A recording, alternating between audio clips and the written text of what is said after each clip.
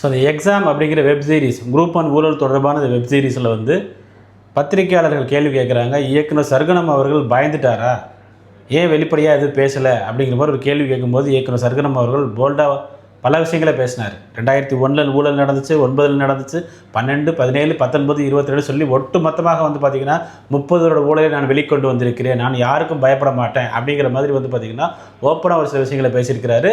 Exam அப்படிங்கிற web series Amazon prime இந்த 15ஆம் தேதி ரிலீஸ் ஆகுது. பார்த்து உங்களுடைய கமெண்ட்ஸை வந்து நீங்கள் கண்டிப்பாக பதிவு செய்ய வேண்டும். நன்றி. அதனால இங்கே நடந்த ஸ்கேம் உங்கள் எல்லாருக்கும் தெரியும். அது கடந்த 30 ஆண்டுகள் தான் சொல்கிறேன், நான் இந்த ஆட்சின்னு சொல்லலை, எல்லா ஆட்சிகள்லையுமே கடந்த 30 ஆண்டுகளில் 2001 கேஸ் இன்ன வரை நடந்துட்டு இருக்கு, 2009 கேஸ் இன்ன வரை நடந்துட்டு இருக்கு, 2012 கேஸ் இன்ன வரை நடந்துட்டு இருக்கு. நீங்கள் பார்த்த அந்த யானை ஸ்கேம் 2009 நடந்தது, உதகமலையில் மாற்றி வச்சு, அதாவது பேர் தான் மாற்றிருக்கேன். அந்த யானை ஸ்கேம் நடந்தது, இன்ன வரையும் கேஸ் நடந்துட்டு இருக்கு. யானைன்னு நான் உள்ளே வச்சிருக்கேன், அது 2009. நீங்கள் நடக்கிற நீங்கள் 2012 அதை இது நம்ம மேஜிக் பெனா அது 2012. இது மாதிரி இங்கே நடந்த ஸ்கேம் எல்லாமே வருடங்கள் ஒப்பிட்டு அதை வந்து நேரடியாக சொல்ல முடியாது.